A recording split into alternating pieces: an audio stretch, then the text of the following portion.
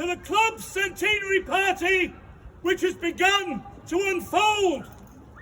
There are many here today, some of whom now live far afield across the country, and who haven't met for 30 or 40 years here, and who have so looked forward to this important club milestone and to coming back here for this important occasion to meet old friends and to revisit this special place. This is our story, which must be told. In 1886, ALKRINGTON, after Manchester New Road had been built through the ALKRINGTON estate in 1804, ALKRINGTON was added to the municipality of Middleton. And by the start of the 1900s, a cooperative was formed by the corporation with the Lees family trustees to develop their ALKRINGTON farmland into a 712-acre model suburb. Low density, limited to 12 houses per acre, and to serve both Manchester and Middleton, connected by a tramway. ALKRINGTON Garden Village, as it was called, was a world pioneer in garden city planning, and this club was an important part of that. It was decreed every dwelling should have ample light and gardens, and that public recreation ground and open space should be provided generously. In 1911, the first ALKRINGTON Garden Village house was opened. Houses would cost £250 to £600 each. And this side of Uplands formed part of the first 55 acres of development, forming the northern border. There were no houses opposite the front of the club until the late 1920s, with farmland as far as the eye could see.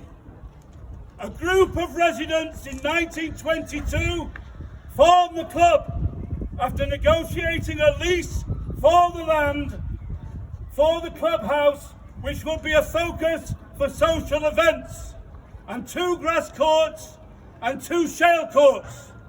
The 5 trustees signing the leases on this land on the 11th of May 1922 were David Hall, Fred Howard, William Jacks, Harry Woodward and Alfred Ogden. As the club's photos show, the members, under the direction of their founder chairman, David Hall, built the clubhouse themselves, and by July 1923, the courts were officially opened by Alderman William Greenwood Townsend. So many social events were held, from musical evenings to large fancy dress parties. So popular, the club had a regular column in the Middleton Guardian throughout the 1920s. Ladies and gents teams were formed, and they joined the Manchester District Tennis League. And by 1924, their second season, they won both their divisions cups. ALKRINGTON Tennis Club was the place to be. Throughout the 1920s and 1930s, the club thrived. And indeed, after the World War II, the club purchased the freehold of the land here. The grass courts were converted to shale, so that the club had 4 shale courts. Throughout the 1950s, the club continued to be successful, but by the 1960s, with the introduction of colour TV and other entertainment, playing membership dwindled, and by the start of the 70s, there were few social members except for a bridge club, which met regularly in the upstairs clubhouse.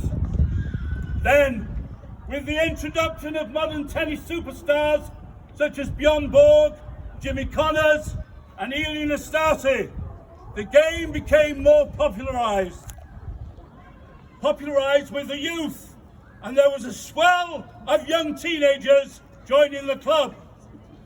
Those who were part of that, some of whom here today, can tell you that they were some of the happiest days of our lives. Many encouraged to be part of the club by Jean Ramsbottom and Jean Day, who both championed the youth of the club and whose fathers had both been founder members. Soon, a bar with the backing of a local brewery was established, and then the arrival of a surge of new social and playing members in their late 20s and 30s, led by Peter and Jill Nugent, to whom this club owes great gratitude. The club was buzzing, and American tournaments, barbecues and discos were introduced and were a great success. With the backing of the Lawn Tennis Association, the new committee led by Pete Nugent, the new chairman, replaced the now ageing shale courts with modern all-weather surfaces and new surround netting. A balcony was added and proved a great success. Great players of those times included Peter Hartley and Jack Griffin, almost unbeaten in league and club tournaments. Delighted to say that Jack is here with us today.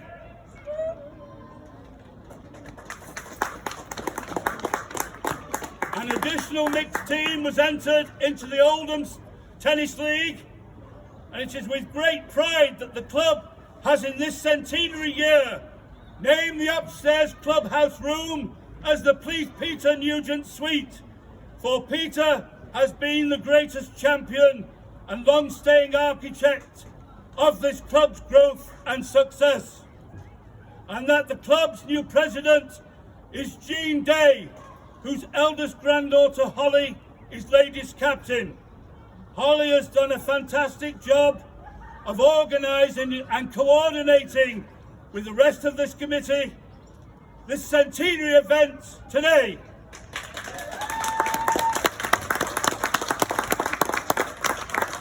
Continuing 5 generations of the family's membership and close association with its success and growth throughout the 100 years is a great tribute to the continuity of the club.